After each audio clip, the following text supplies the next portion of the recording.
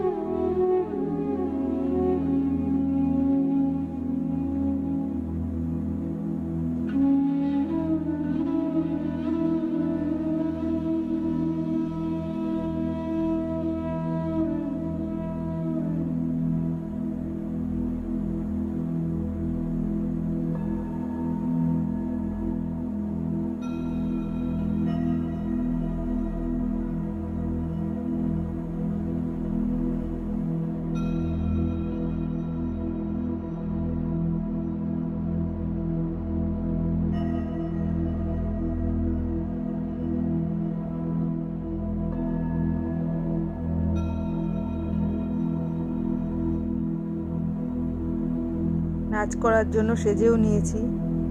এ দেখো কেমন লাগছে অবশ্যই কমেন্ট করে জানাবে। পুরো লুকটা দেখাচ্ছি, একা একাই কোনো রকম সেজে নিলাম। এখনকার মতো তাহলে টাটা, পরের ভিডিওতে আবার অনেক গল্প হবে।